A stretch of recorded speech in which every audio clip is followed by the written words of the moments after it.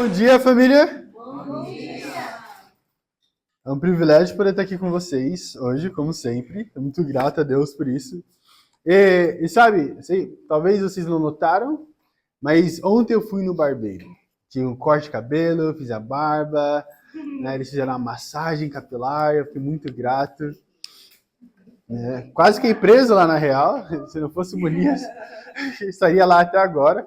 Por tentar passar meu cartão, apareceu erro de conexão. Na hora que apareceu aquilo no meu coração, eu falei, ai, Munias, pelo amor de Deus, me ajuda, irmão. Mas eu fui no cabeleireiro, sabe, realmente é muito bom conseguir ter um corte de cabelo novo, ajuda muito a você não parecer um morador de rua, né, para os irmãos, entendem muito bem, cabelo grande, barba grande, tá tudo errado, né? Ai, mas tá muito, muito grato. Mas sabe, eu tive uma experiência ontem no barbeiro que fez me refletir sobre a minha eternidade. Sobre vida e morte. Então, ontem eu estava lá no barbeiro e eu estava falando com a moça que ela faz a parte da massagem capilar, hidratação e tudo mais. E aí ela continuava me chamando de jovem. Então eu pensei, nossa, ela deve achar que eu tenho uns 20, 19 anos, né? Eu falei, nossa, um corte de cabelo realmente faz a diferença. Aí eu, infelizmente, eu perguntei pra ela, falei, nossa, quantos anos você acha que eu tenho? Ela falou, no começo dos 30, né? Aí eu, Aí eu falei, olha, eu tenho 25 anos. Então, o problema não é ter 30 anos, o problema é ter 25, cara de 30 e pouco. Aí eu falei pra ela, eu tenho 25, moço, não tô com 30 e alguma coisa ainda. Aí eu vi que realmente não há corte de cabelo, barba que você possa fazer. Eu falei, nossa, naquele momento eu fiquei mais quieto, eu compartilhei até minha fé com ela. Olhe pra ela pode estar aqui na quarta-feira com a gente. Mas realmente, me fez pensar, né? Eu falei, nossa, meu, eu tô... mesmo que ainda seja com 25, estou caminhando, né? Na frente. Estou lá já. Mas sabe o que é interessante? É que, claro, essa pergunta, assim, é muito importante, mas eu não acho que... De tudo isso, né? Na verdade, na última quarta-feira, recapitulando, desculpa, mas na última quarta-feira a gente teve um estudo de discipulado, não? Na nossos princípios básicos, e foi muito bom. E em Lucas capítulo 13, fazemos a pergunta, lá depois de ler a parábola, né, que fala sobre construir a torre, sobre ir a guerra contra o rei que tem 20 mil soldados, enquanto você tem 10 mil. E a gente faz a pergunta, será que você tem o que é necessário para viver como discípulo o resto da sua vida? Será que você está disposto a viver como discípulo pelo resto da sua vida? Então, é interessante, né? Essa pergunta. E eu acho que é uma pergunta importante para ser feita. Mas eu não acho que ela mostra a profundidade que a gente precisa entender. Ou nos mostra o temor que a Bíblia quer que tenhamos. Hoje, em Marcos capítulo 13, a gente vai explorar algo muito relevante. Vamos explorar e estudar dois caminhos eternos, céu e inferno. Então, sim, claro, você tem que se perguntar, né? Eu estou disposto a viver como discípulo pelo resto da minha vida. Eu tenho o que é necessário para viver como discípulo pelo resto da minha vida. Mas se fosse inverso essa pergunta? Eu estou disposto a morrer e ir para o inferno pela eternidade? Eu estou disposto a não viver como discípulo o resto da minha vida? Sabe, eu percebi que muitas pessoas elas caem da fé não porque elas não sentem medo ou que elas, não sei o que, o inferno não existe, mas elas caem da fé porque elas acham que viver como discípulo é muito difícil. Muitas delas, ela fala, não, eu não tenho conseguido ter meus tempos com Deus, não tenho conseguido manter minha pureza, então é melhor cair da fé. Eu não tenho conseguido falar a verdade, eu tenho mentido muito, então é melhor cair da fé. Mas se parasse e se perguntasse, será que eu estou disposto a passar a eternidade no inferno? Será que essa resposta mudaria? O título da pregação de hoje é bem simples. Você está disposto? Essa é a pergunta que você tem que fazer. Você está disposto? Nós vamos ver o que é necessário para cada uma dessas eternidades. Será que eu tenho o que é necessário para passar a eternidade nos céus? Ou será que eu tenho o que é necessário para passar a eternidade no inferno? Será que eu estou preparado para enfrentar esse meu destino? Se Jesus Cristo voltasse hoje, qual seria a minha eternidade? Marcos capítulo 13 é um capítulo intenso onde Jesus fala sobre sinais do fim. A destruição do templo, a necessidade da vigilância. Ele nos ensina que o fim virá para todos. A pergunta é, será que eu estou disposto a viver de uma forma para dar a eternidade no céu? Hoje eu quero te perguntar realmente, será que você tem o que é necessário? Mas antes de pensar na resposta, eu preciso fazer duas perguntas que vão ser os 2 pontos da pregação de hoje. Amém? E o primeiro ponto é bem simples. Você está disposto a passar a eternidade no inferno? Esse é o primeiro ponto. Você está disposto a passar a eternidade no inferno? Será que é isso que você pode parar e falar, eu estou disposto a fazer isso? Se você está disposto, então, vai fundo. Dá para cair da fé. Porque basicamente é essa a decisão. A decisão de desistir. Até mesmo quando estuda a Bíblia com as pessoas, ou você mesmo estudando a Bíblia. Quando o desafio vier e você pensar que é muito difícil, faça essa pergunta. Será que eu estou disposto a passar a eternidade no inferno?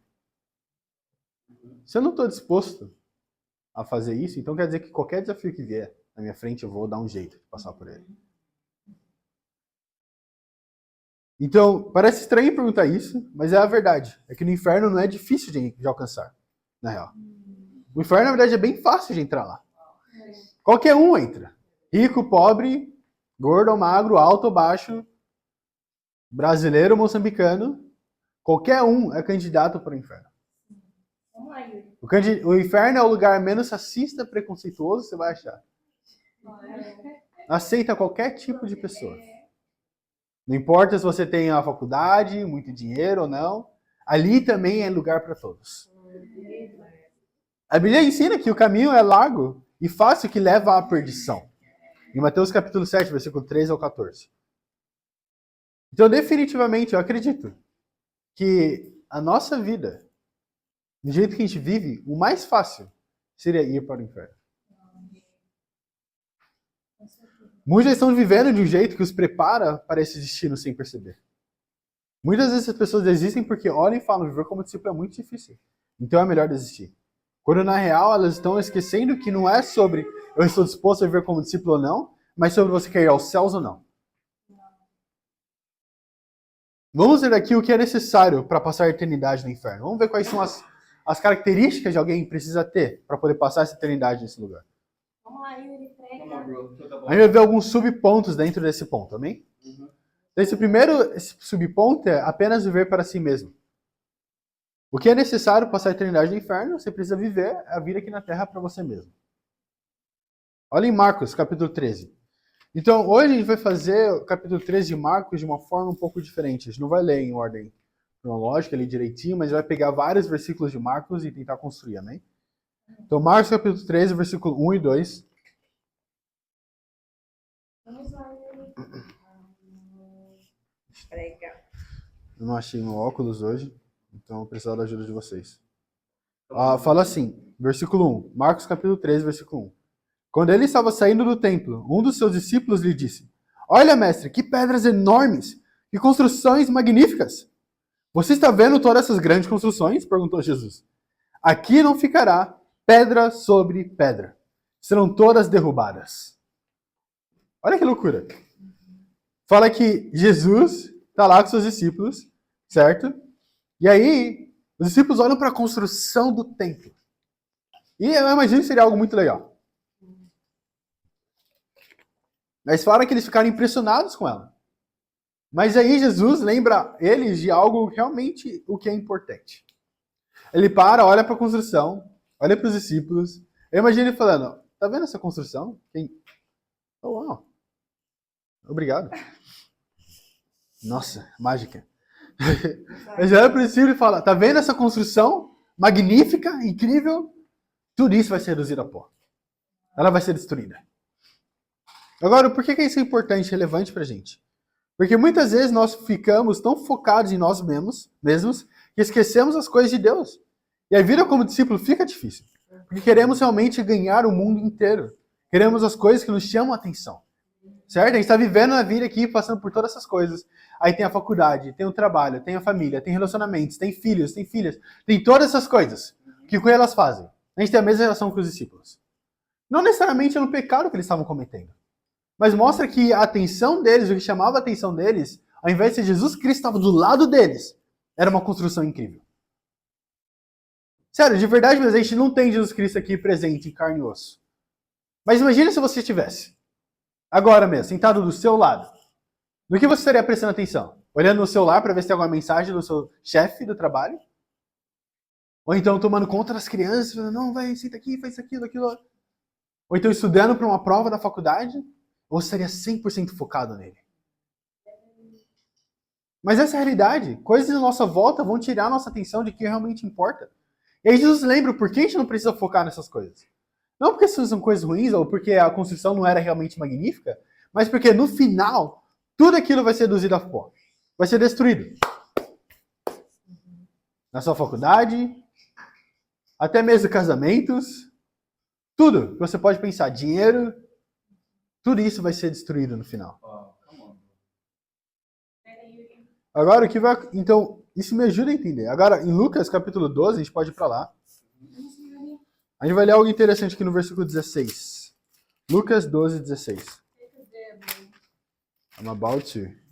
Lucas 12, 16. A gente vai ler no versículo 16 até o versículo 20. Ou 21. Basicamente, está falando da parábola do jovem rico aqui. Certo? Então, vamos ver como ele viveu para ele mesmo. Olha o que fala. Versículo 16. Então, lhes contou essa parábola. A terra de certo homem rico produziu muito. Ele pensou consigo mesmo, o que vou fazer? Não tenho onde armazenar minha colheita. Versículo 18, do capítulo 12.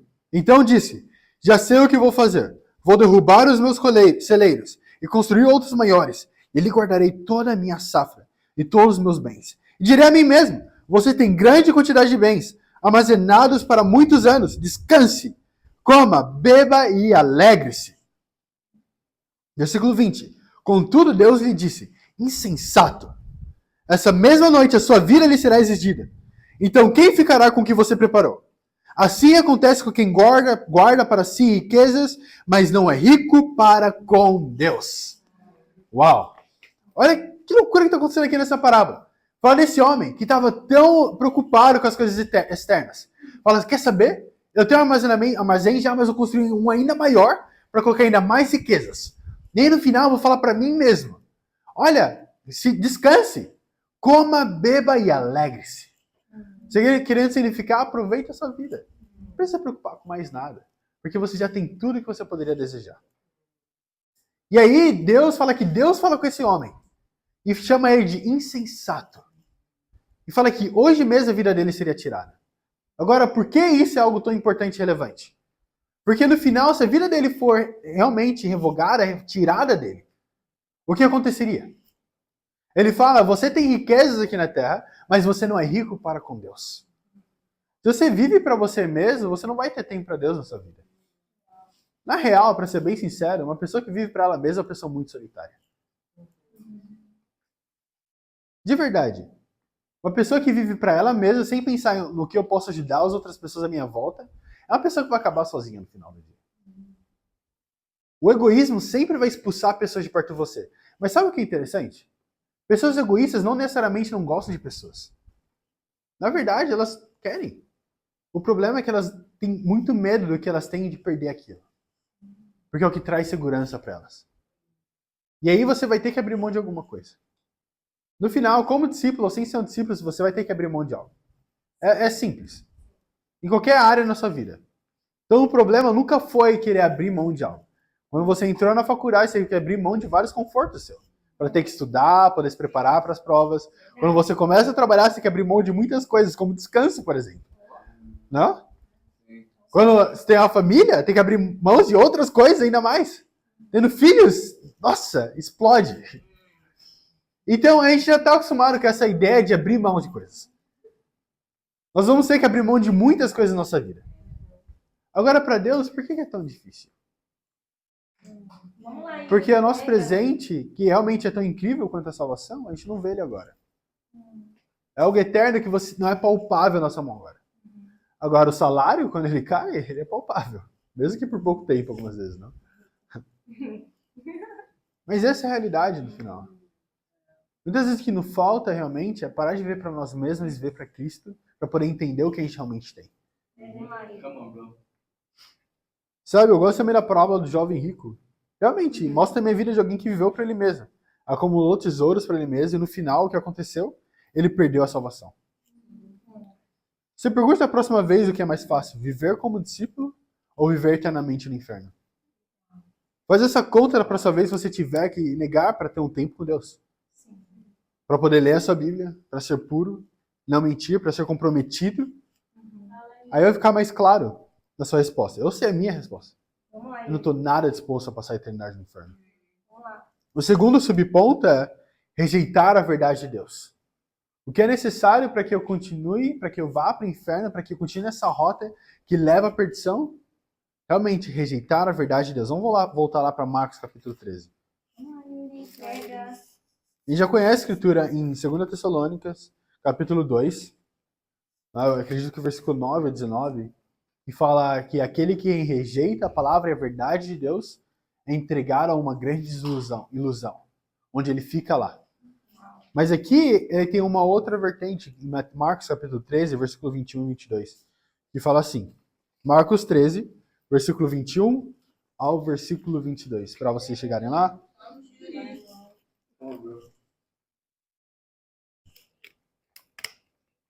Marcos 13, versículo 21 ao versículo 22. Diz assim, versículo 21. Se então alguém lhe disser, vejam, aqui está o Cristo, ou vejam, ali está ele, não acreditem. Pois aparecerão falsos cristos e falsos profetas, que realizarão sinais e maravilhas, para, se possível, enganar os eleitos. Então, Jesus aqui ele está alertando as pessoas que virá sim alguém para enganar elas. Ele fala que seriam falsos profetas e falsos cristos. Agora, tudo isso ele usa no plural, querendo dizer que não vai ser uma vez que vai aparecer um falso profeta ou um falso cristo. Agora, o falso Cristo não é apenas o anticristo, mas um falso cristianismo, apresentado de várias maneiras diferentes. Falso profeta querendo dizer mensageiro, aparecendo várias falsas mensagens de Deus para poder nos tirar do caminho dele. Então ele fala que isso vai acontecer várias e várias vezes. E ele nos alerta disso. Então, muitos deles agora, qual o trabalho deles? Te enganar, falar que você não precisa de Deus. Tudo bem dormir um pouco mais, porque Deus entende. Tudo bem chegar atrasado, tudo bem mentir. Tudo bem ser impuro. Tudo bem não ter o caráter realmente de Cristo. Tudo bem fazer todas essas coisas, porque não é um pecado tão grande assim. E essa é a ideia. Agora, de todas as igrejas religiosas que eu já estive e fui na minha vida, ninguém nunca me alertou sobre o inferno. Sério, eu sempre via muito ser pregado sobre o céu. Né? E até músicas falam, Maranata, a hora vem, Senhor Jesus, né? Vamos todos para o céu. Uma pessoa morria na comunidade, nem era cristã. Nunca foi para a igreja no culto de Páscoa. E aí iam fazer o velório e falavam, ela está com Deus agora. Enquanto isso, a vida dela não correspondia. Essa não é a realidade. E eu acredito que o porquê as pessoas acreditam é porque traz conforto. É mais confortável viver a vida dessa maneira. Sem nenhum comprometimento. Sem nenhuma necessidade de correr atrás realmente de Cristo. Mas ir para o cristianismo onde Cristo corre atrás de você. Onde ele abre mão de tudo para poder fazer você ficar confortável. E como discípulos, a gente pode fazer o mesmo. Querer que ao invés de nós corrermos atrás de um relacionamento com Deus, querer que ele corra atrás do relacionamento dele com a gente. Para ele fazer as coisas mais fáceis. Até mesmo as nossas orações, não? O que a gente ora pedindo? Deus, tira essa dificuldade, essa dificuldade, essa dificuldade, essa dificuldade, essa dificuldade. Querendo dizer, Deus, faça com que a situação fique mais fácil para que eu possa chegar no nível onde eu posso te adorar. Que eu possa ter um relacionamento com você. Porque está muito difícil agora, e já que está difícil, o senhor entende. Tem que ficar mais fácil para que eu possa me enquadrar ali. Porque se ficar muito difícil, eu não consigo. Então é muito mais fácil realmente correr atrás disso. Agora, como discípulos, eu acredito que a gente tem um coração diferente. Que a gente precisa ter um coração diferente. A não dar ouvido para as mentiras de Satanás. Mas realmente correr atrás de um relacionamento com Deus. Ao invés de pedir para ele tirar todas essas dificuldades, pede para Deus ensinar através delas. Para que você possa crescer no seu relacionamento com Deus. Pede para poder servir mais a Ele, poder dar mais a Ele. Sabe, eu realmente acredito que de muitas maneiras nós ditamos a Deus a tolerância ao pecado que Ele precisa ter de nós. Deus, você precisa tolerar esse e esse pecado meu, porque é uma área difícil para mim. Não é assim? Ainda mais aqueles pecados são mais difíceis. Eu lembro que para mim era muito difícil cumprir com a minha palavra. Muito difícil. Era mais com a minha própria família, né? Então eu me tornei um discípulo e falei, nossa, Deus, não sei o que lá, e acabei deixando minha família de lado. Enquanto a Bíblia deixa bem claro, ele que não cuida dos familiares é pior que infiel e negou a fé. Então eu não queria realmente cumprir com a minha palavra que eu falava com eles, que eu não, vou voltar aqui, vou fazer isso, aquilo, outro. Apareciam outras coisas eu deixava. Aí ia pro trabalho, eu ficava o dia inteiro no trabalho, chegava em casa 10 horas da noite, falava, não, estava trabalhando e negligenciava eles. E não conseguia manter minha palavra com eles. Eu lembro do meu sobrinho chegando para mim reclamando comigo. Falou, nossa, você falou que ia brincar comigo. Hoje, sabe que hoje eu me arrependo muito disso. Agora, como missionário aqui, eu não tenho a oportunidade de poder estar lá com eles. Então, se eu pudesse voltar atrás e cumprir com a minha palavra, todas aquelas vezes eu teria feito. Mas realmente, chegou num ponto onde eu tinha dado para Deus uma tolerância do que Ele precisa tolerar do meu pecado. Então, Deus, até que você precisa me tolerar, que você sabe que eu estou dando o meu melhor. Eu já tentei, já fiz isso, aquilo, outro, então tudo bem, você me entende. Mas qual que é o pecado que você tem dado essa tolerância para Deus? Talvez seja mentira, talvez seja abrir mão dos seus tempos com Deus, talvez seja cumprir a sua palavra como eu, impureza, seja lá o que for. Pense nisso e tira essa tolerância. A gente precisa entender que não tem uma tolerância de pecado. Não tem um tanto de pecado que Deus aceita no nosso coração.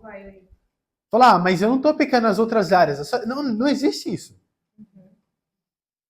Vamos lá, Yuri, prega. Se a gente é fiel, a gente é 100% fiel. Se não, é algo parcial.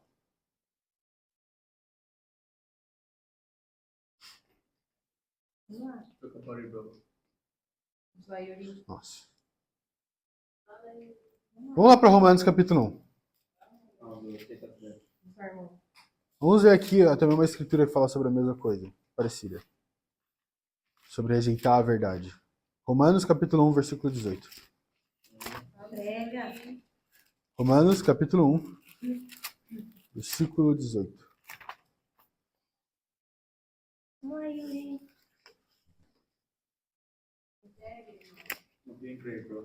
Romanos 1, 18 fala assim. Portanto, a ira de Deus é revelada dos céus contra toda impiedade, injustiça dos homens que suprimem a verdade pela injustiça. Pois o que de Deus se pode conhecer é manifesto entre eles, porque Deus lhes manifestou. Pois desde a criação do mundo, os atributos invisíveis de Deus, seu eterno poder e sua natureza divina, têm sido vistos claramente, sendo compreendidos por meio das coisas criadas, de forma que tais homens são indesculpáveis. Então, por seu pecado, não existe desculpa. Não existe uma desculpa plausível o suficiente que justifique o pecado. Ele fala que ele deixou claro, na verdade, na criação do mundo, nas coisas criadas por ele, o seu poder e a sua divindade. Você querendo dizer realmente a sua santidade, o quão puro ele é. Então, tudo isso ele deixou muito claro. E sabe, já comigo o que acontecia muitas vezes era quando algo era apontado no meu coração, um pecado, algo que eu precisava mudar, a minha resposta era, desculpa, irmão, sinto muito por isso, é que eu fiz isso por conta disso. Agora, o que eu estou fazendo? Eu estou falando realmente, né, pedindo desculpa, mas e todo aquele resto que eu coloquei em cima daquele pedido de desculpa? O que são? Do que a gente chama aquilo? Desculpas. A razão pela qual eu pequei é isso, então, para tentar fazer algo plausível. Quando não é algo plausível, não é desculpável. Fala que nem se você tiver, você não precisa ter nenhum discipulador. Fala que a própria natureza, a criação de Deus, deveria ser o suficiente para te ensinar sobre o poder dele, sobre a divindade dele. Quer dizer que talvez mesmo se alguém não te falasse algo, apenas vivendo. Eu lembro, na vida religiosa, sem conhecer nada da palavra de Deus. Ainda assim, toda vez que eu era impuro, mentia, era inconsistente, eu me sentia extremamente culpado. Mesmo que não tinha um discipulador lá para mim apontando pecado no meu coração. Mas vamos continuar lendo. Olha isso. Versículo 21 fala assim.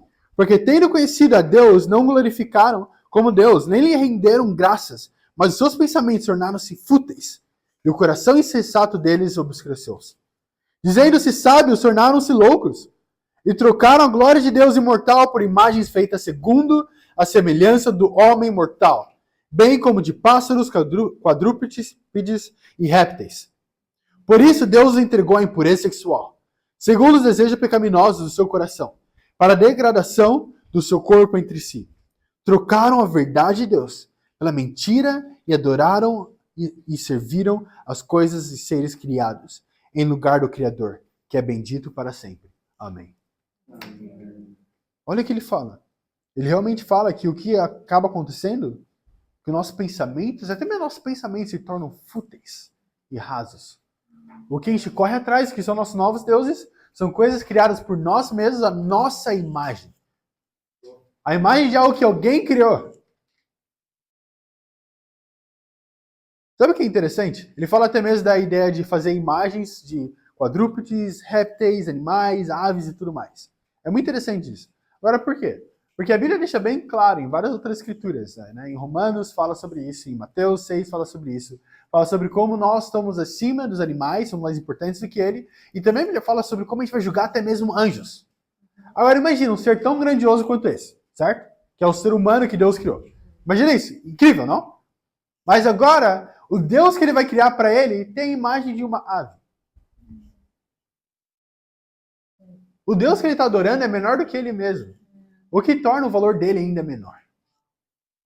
Os nossos deuses, na verdade, são uma forma da gente denegrar nós mesmos. Quando adoramos a Deus e temos ele como nosso Deus realmente, seguimos ele com todo o nosso coração, isso sim eleva o nosso valor. Agora, fazer com que o seu Deus seja o seu trabalho... Sério, pare e pense um pouco. É o seu trabalho mais valioso que a sua própria vida? A sua faculdade mais importante que a sua própria vida? Sua família mais importante que a sua própria vida? Todas essas coisas. Se a gente fosse parar e pensar realmente. Relacionamentos, tudo isso. Elas não são mais importantes realmente.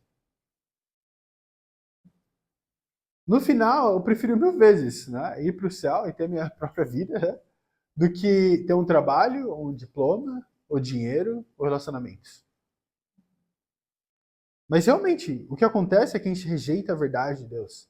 Ele fala a verdade sobre nós. A Bíblia fala, em 1 Pedro, fala como a gente é realmente geração santa. Né? Fala que a gente é o sacerdócio real. Então não mais apenas o sacerdócio, como tinha no Antigo Testamento, mas agora a gente faz parte da realeza, que é parte do corpo de Cristo. O terceiro e último desse subponto, que é necessário para passar a eternidade, realmente no inferno, infelizmente, é não se preparar para o encontro com Deus. Não se preparar para o encontro com Deus. Não está preparado para isso. Imagina. Quando ele voltar, se a gente não estivesse preparado. Vamos voltar lá para Marcos capítulo 13. Vamos lá, Yuri. Marcos 13, a gente vai ler o versículo 36 ao 37. Nossa, óculos faz uma grande diferença. E é bom não ter que ficar precisando adivinhar que palavra está escrita. Mas Marcos capítulo 13, versículo 36 ao 37. Para aqueles que usam óculos, entendem o que é isso. Ele fala, isso aqui parece com casa, isso aqui parece com... Mas amém. Marcos 13, versículo 36. Fala assim, se ele vier de repente, que não os encontre dormindo, o que eu digo a todos, vigiem. Ó. Como a Bíblia mesmo fala, acorda tu que dorme. A nossa vida como discípulo é uma preparação para a eternidade. Agora a pergunta é, como preparado você está para encontrar com Deus? Eu amo muito a escritura em Amós, capítulo 4, versículo 12, que fala, prepare-se para encontrar-se com Deus. Prepare-se para encontrar... Imagina isso. Ele lembrando desde o Antigo Testamento. Antes de Jesus Cristo mesmo vir para a Terra. Ele fala, você precisa estar preparado para se encontrar com Deus. E a pergunta que tem para vocês, e para mim também, é, você está preparado? Eu espero que quando ele venha, ele não te encontre dormindo, mas acordado, aguardando ansiosamente pela sua volta. Inferno, infelizmente, é a humanidade que muitos ignoram. Quem aqui já ouviu essa palavra, esse termo usado em inglês chamado numb? N-U-M-B. Agora, qual que é o significado disso? Basicamente, anestesia. Né? Basicamente, você ser anestesiado, tanto emocionalmente quanto fisicamente. Não? E de várias outras formas. Agora, Eu acredito que fisicamente usar anestesia é algo bom, porque não queremos sentir dor durante cirurgias e todo esse tipo de coisa, não. Eu sou muito grato que tiveram anestesia, eu lembro. Durante a minha pequena cirurgia, a anestesia acabou no meio do caminho. Lá na cirurgia eu comecei a sentir dor, não foi algo legal. Então eu precisei de um pouco mais, eu sou muito grato por isso. Mas é isso, a anestesia fisicamente é algo bom. Agora, emocionalmente, não tanto. Pode ter um resultado como fala essa palavra? Catastrófico. Eu tenho que ler e olhar para ela a palavra letra por letra. Mas eu acredito que hoje em dia o pensamento mais anestesiado que temos é o do inferno. Até mesmo para mim, eu fiquei pensando, nossa, explicar sobre isso, que loucura, né? E eu comecei a parar e pensar realmente. Me deu muito mais temor. Me ajudou a estar mais grato. Eu fiz uma journal de gratidão hoje, meu tempo com Deus. Falei, nossa, eu preciso ser muito mais grato. Porque eu não quero ir pro inferno. Eu quero poder ir pro céu. Tipo a mensagem que o Malage mandou no grupo, não? Super grato pelo reino de Deus. Mas eu acredito que realmente hoje em dia, um dos pensamentos mais anestesiados é o pensamento do inferno. Da possibilidade de estar lá um dia, passar a eternidade lá. Eu acredito realmente que muitas pessoas pensam no céu. Passam horas imaginando como vai ser no céu, as ruas de ouro, de cristais e todas essas coisas, não? Algo incrível. Várias outras religiões, na verdade, têm a sua própria visão do céu também. Então não apenas cristãos. Na verdade, várias outras religiões, como por exemplo, o islamismo e todas as outras, elas têm aquela visão deles de céu também. Certo? Mas poucas pensam sobre o inferno. Elas preferem usar a anestesia do trabalho para não ter que pensar na dor que realmente eu posso estar no meu caminho para o eterno sofrimento. Mas com tantos prazeres aqui na Terra, é como se eu estivesse usando anestésicos para não ter que sentir a dor de estar caminhando para realmente o inferno eternamente. Então todos esses prazeres que a vida dá são maneiras de nos dar anestesias para que a gente não pense nessas coisas. Mas tem um problema. Qualquer anestesia, em algum momento, o efeito passa.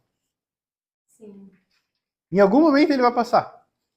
E aí, quando ele passar, o que você vai fazer com a dor? E chega uma hora que seu corpo também ele se torna a ficar acostumado. Qualquer tipo de droga. E aí, quando que vai fazer? Vai precisar de mais, e mais, e mais, e mais. E aí a gente tem lá as drogas do ópio durante as guerras. Eles destruíram tantos soldados. Tentando se anestesiar das dores. Chega num ponto que não tem mais para onde você correr. E eu realmente oro para que a gente não tenha que chegar nesse ponto para ter que correr para Deus. Para realmente, finalmente entender. Sabe, C.S. Lewis, uma vez um escritor famoso, ele fala, no final, só há dois tipos de pessoas. Aquelas que dizem a Deus, seja feita a tua vontade, e aquelas a quem Deus diz, seja feita a sua vontade. Só tem dois tipos de pessoas. Aquelas a quem dizem a Deus, seja feita a tua vontade, e aquelas a quem Deus diz, seja feita a sua vontade. Quem escolhe viver longe de Deus agora, está apenas treinando para viver longe dele na eternidade. A vontade de Deus na Bíblia é bem clara. Ele quer que todos cheguem ao conhecimento da verdade. Mas qual que é a sua? Se a sua verdade é realmente viver para si mesmo, estar focado em si, correr atrás das coisas desse mundo, então seja feita a sua vontade. Como eu sempre falo, Deus não vai forçar ninguém para entrar nos céus. Ele não força ninguém a se arrepender. Ele não força ninguém a se tornar um cristão, um discípulo. Ele não vai forçar você a entrar nos céus. É algo gratuito, é um presente, você aceita se você quiser. Mas você precisa entender a consequência de rejeitar esse presente. A consequência de rejeitar isso é que tem realmente algo que se aproxima, que é o fim dos tempos, a destruição eterna, o inferno. O segundo ponto, e último ponto. Você está disposto a passar a eternidade nos céus? Algo bom agora, não? Então, eu estou disposto. Eu quero muito passar a minha eternidade nos céus. Quando andar com Jesus, com Deus, Espírito Santo, andar com os três ali, lá do meu lado, na frente, atrás, de onde for, junto, sei lá, andar lá de cavalinho com anjo, não sei o que eu vou poder fazer. Mas eu estou muito animado. Na verdade, eu queria. Eu lembro de como criança, imaginar nos céus com asas e uma espada. Né? Eu queria muito uma espada, aquelas espadas grandes que a gente vê em desenho, sabe? Eu queria ter aquela asa gigantesca em a espada e ficar lá na porta, assim, do céu, assim, paradinho, assim, soldado. E eu sempre imaginei isso. Mas é muito legal. Eu ficava pensando, nossa, estar nos céus um dia. Eu ouvi nas canções sobre o céu. Só como maravilhoso ele era. Mas ainda assim, a nossa imaginação é tão limitada que a gente não consegue chegar a realmente o esplendor dos céus um dia. Eu imagino quão imaginável é, mas agora o que é necessário para passar a minha eternidade no céu? Vamos ver o que é necessário. O primeiro subponto é ser fiel até o fim. Ainda em Marcos capítulo 13, olha o versículo 13. Marcos 13, 13.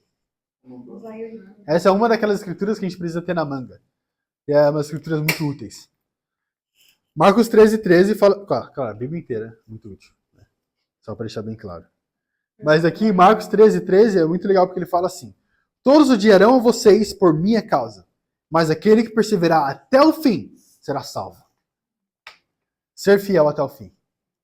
Agora, é interessante, né? Ele não fala apenas aquele que perseverar será salvo. Porque você pode perseverar por 5 anos, 10, 20, 30, mas aí no último mês da sua vida, você decide, quer saber? Eu fiz o suficiente para Deus, eu não quero mais, eu já dei todo o meu coração, então eu vou desistir. E aí no final o que acontece? Você perdeu a sua salvação. Por isso ele fala, aquele que perseverar até o fim, aquele que for fiel até o final, será salvo. Uma vez salvo, nem sempre salvo. Sabe, realmente, você vai sofrer como discípulo. Ele fala, todos vão odiar você, né? Por conta de mim. É interessante que ele fala todos, ele fala alguns, todos.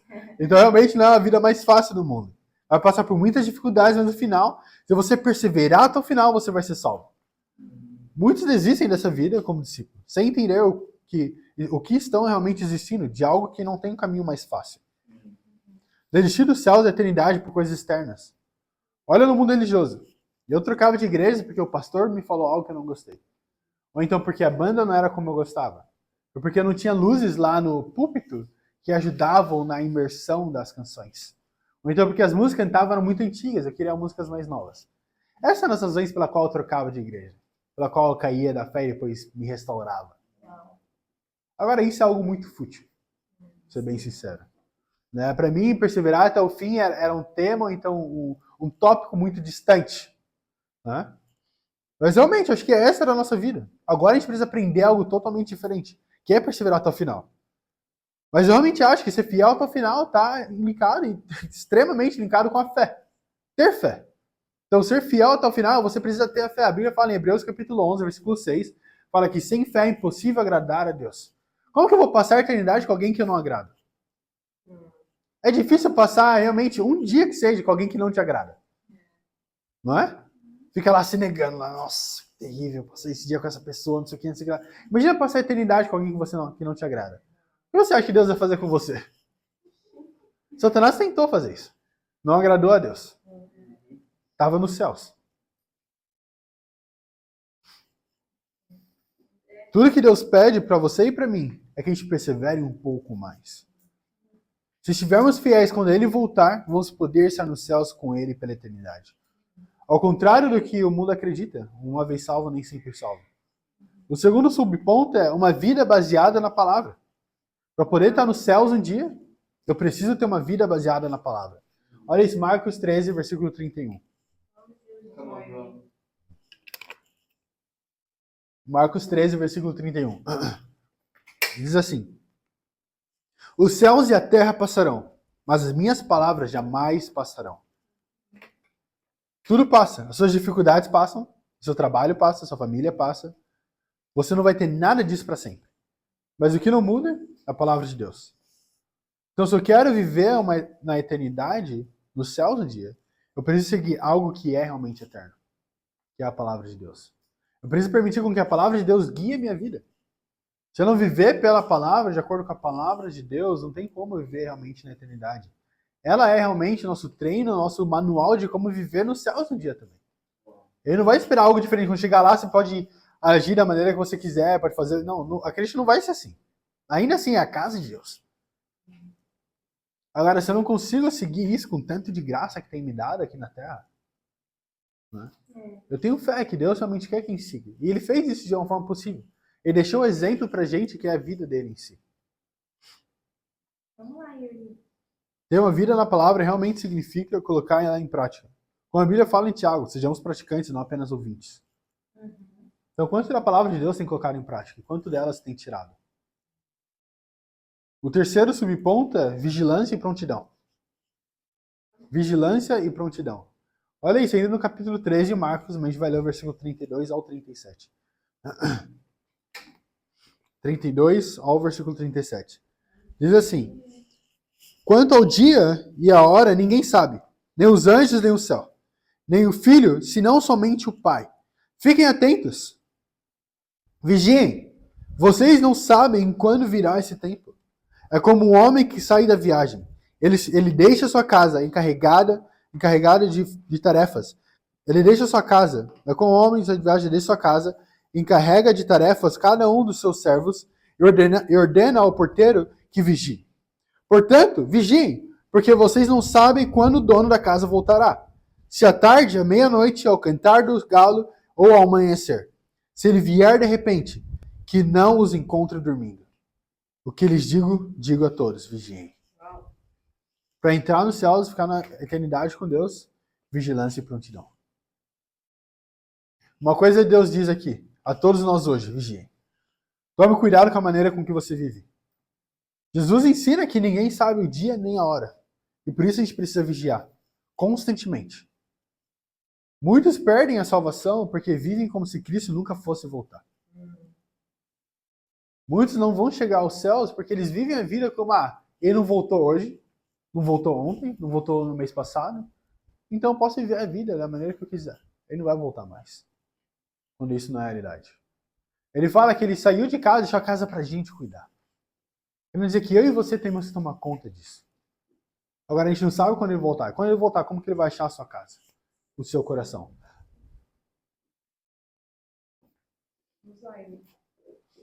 Mas se ele voltasse agora mesmo, você estaria vigiando ou seria achado dormindo? Essa pregação é realmente para nos ajudar a ter temor. Como a Bíblia fala, o temor de Deus nos mantém longe do pecado. A palavra grega para o céu é Uranus, referindo-se ao lugar onde Deus habita. João descreve o céu como um lugar onde não haverá mais dor, morte ou sofrimento, Apocalipse capítulo 21, do versículo 3 ao 4. E esse é o tipo de céu que a gente está correndo. É para isso que a gente está trabalhando tão duro. Talvez 80, 90 anos no máximo da sua vida. Para você poder estar nos céus um dia. Billy Graham disse uma vez, meu lar é o céu. Eu só estou vigiando por este mundo. Infelizmente ele não era um discípulo. Mas ainda assim essa frase é verdadeira.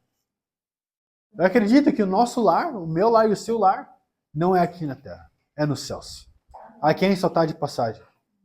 Agora, se o céu é essa casa, sua vida precisa refletir essa verdade agora. Olha isso, onde nós estamos hoje? Qual o país que a gente está?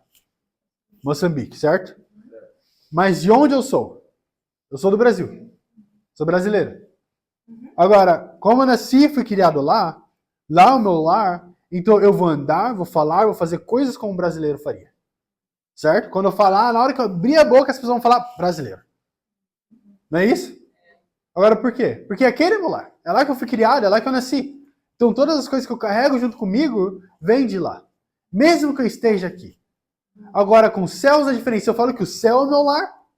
Realmente moro, vivo e me movimento também dentro de Deus, como a Bíblia fala em Atos, capítulo 17, versículo 26. Então, como deve ser minha vida aqui na Terra? Se realmente ele é o meu lar, estou aqui só de passagem. Quer dizer que os meus jeitos, o que eu vou falar, como eu vou viver, realmente não vão ser desse modo que a Terra faz, mas como Deus faria. Você tem que se perguntar, você está realmente de passagem aqui na Terra ou tem feito ela seu lar? Sabe o que é um lar? Algo confortável. Não? É algo muito fácil, algo confortável, algo onde você abaixa sua guarda, onde você está seguro. Esse é o lar. Agora, se a Terra é o seu lar, aí dizer que você já achou conforto na sua Terra, sua segurança está aqui na Terra. Está tudo aqui, tudo que você precisa. Esses dias, um rapaz da universidade, ele me parou e falou, você não é moçambicano, né? Mas por quê? Eu tava quieto, na verdade, nem falei nada. Ele falou que era por conta do meu cabelo, roupa e porque eu tava lá do lado dele. Não sei o que ele viu. Ele veio e pensou, ele não parece um de nós. Mas se pergunte, será que o céu é mostrado realmente em mim e em você? Ou será que se eu fosse pro céu agora com as pessoas de lá, elas olhariam para você e falassem, você não é um de nós. Eu lembro pra você, você não parece comigo. Moisés, dá uma olhada, vem aqui, olha para aquele cara. Ele é diferente, né? Ele não fala como a gente. Ele não anda como a gente. Ele não vive como a gente. O que ele está fazendo aqui? Agora, aqui na Terra, as pessoas podem te parar e olhar para você e falar: quer saber, a Tânia? Discípula. Discípula. Eu lembro lá no Brasil, tinha o Ian. Eu lembro de... ele estava liderando um estudo com um rapaz. Não, ele estava compartilhando a fé, eu acho. E aí o rapaz olhou para ele e falou: olha, eu não acredito em Deus. Depois de alguns estudos. Eu não acredito em Deus, não acredito nessas coisas, mas se eu fosse um dia me tornar um cristão, eu iria falar com você. Porque você é o único verdadeiro cristão que eu já vi na minha vida. Será que as pessoas poderiam falar isso de você também? Mesmo que você não se convertam. Mesmo que você não se torne um discípulo. Olhar para você e falar: quer saber? Já vi muita hipocrisia. Mas você realmente vive o que você fala. Você realmente, aqui não é o seu lar. Você é diferente da gente. Agora, essa é a pergunta mesmo. Eu acredito que em Marcos capítulo 13, Jesus deixa bem claro que o fim virá. E o destino eterno de cada um será selado. Não haverá meio termo. Ou você irá para o céu ou para o inferno. Eu acredito que o meu lar é o céu. Não importa o quão longa seja a minha estadia aqui. Eu estou apenas de passagem. Minha casa tem que ser nos céus. Minha atitude vai ser de alguém de lá. Eu não vou mudar meu sotaque, não vou mudar a roupa que eu uso. Eu vou me parecer como alguém que é realmente do céu. Sim, vamos lá. Agora a pergunta é: você tem o que é necessário? Para ir para o inferno, basta continuar vivendo sem Deus. Para ir para os céus, é preciso viver com Ele. No final, a escolha é sua. Mas uma frase de C.S. Lewis que fala: cada dia estamos nos tornando uma criatura celestial ou infernal. E eu realmente acredito nisso. Cada dia que passa, mais a gente vai se formando e nos moldando a aparência de algo. Agora, ou você tem que se tornar uma criatura celestial dos céus ou infernal além do inferno. Lucas, a Bíblia deixa bem clara, e João também. Fala que vocês falam como seu pai. E ele fala que o diabo é o pai da mentira. Ele dizer que o formato como você fala, a gente se aparenta com o seu pai. Agora se pergunte no que você tem se moldado cada vez mais. E a pergunta final é: o que você está se tornando? O desafio é mudar o seu pensamento de viver como discípulo é difícil, para viver uma eternidade sem Deus e no lago fogo de sofrimento é algo que eu não estou disposto a passar durante a eternidade. A esperança de tudo isso é que Deus não quer isso para mim nem para você. Na real, o lago de enxofre, de sofrimento, inferno, foi feito para Satanás e os anjos que ele tomou com ele dos céus. Não foi algo feito para mim e para você. Agora, se eu quiser seguir o mesmo caminho que ele e achar que eu sei melhor do que Deus, também tem lugar para mim. Mas ainda assim, Deus olhou para tudo isso e falou que queria dar uma esperança para mim e para você. Por isso ele manda o seu filho para morrer na cruz pela gente. E aí dá a opção para a gente poder ir para o céu e estar com ele um dia. Então tome a decisão hoje de não mais pensar: viver como discípulo é difícil. Fazer isso é difícil. Me negar é difícil. Compartilhar minha fé é difícil. Amar o próximo é difícil. Ter um relacionamento com Deus é ensinável é difícil. Para tomar a decisão agora de realmente parar e pensar: viver no inferno seria extremamente mais difícil do que me negar hoje. Extremamente mais difícil do que ter um tempo com Deus. De que negar e falar a verdade. Do que não ser impuro. De confessar os meus pecados. Para poder estar a eternidade com Deus. E para Deus seja dada a glória. Amém. Amém.